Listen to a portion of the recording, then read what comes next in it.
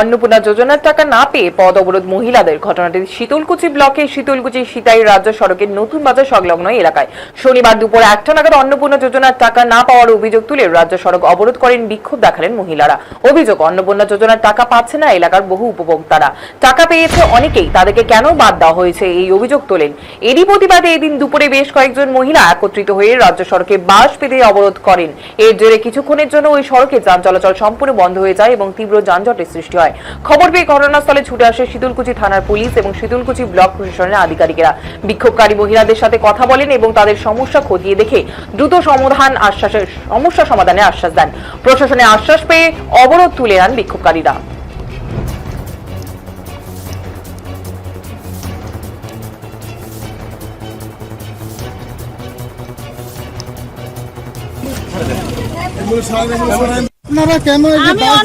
অন্নপূর্ণা ভান্ডারের জন্য এখানে রাস্তায় পথ অবরোধ করেছি। আমি জানি যে আমার গ্রামবাসী কেউ অন্নপূর্ণা ভান্ডার পায় নাই, কিন্তু অনেক কিছু আমি ভোটার আমার কাগজপাতি সবকিছু পাচ্ছি, কেন আমরা অন্নপূর্ণা ভান্ডার পাচ্ছি না?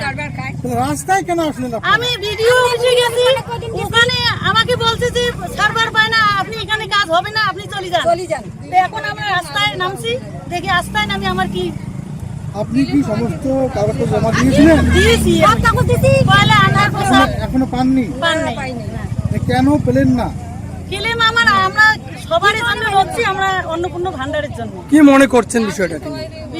দেখি আমরা দাদা ওখানে বলছে যে সবার বাড়ি কি অন্নপূর্ণা ভান্ডার পায় নাই, সবার বাড়ি ও যাইবে দেখতে, আমাদের বাড়ি আসে না। এই যে আপনারা পদ অবরোধ করেছেন, এই পদ অবরোধের মাধ্যমে প্রশাসনকে কি বার্তা দিতে চান? আমরা চাই প্রশাসন আসুক। আমরা প্রশাসনের কাছে বহুবার গেছি, প্রশাসন আমাদের কিছু আস্থা দেয় নাই। এখন আমরা চাই আর প্রশাসনের কাছে যাব না, প্রশাসন আমাদের কাছে আসুক। কি নাম আপনার?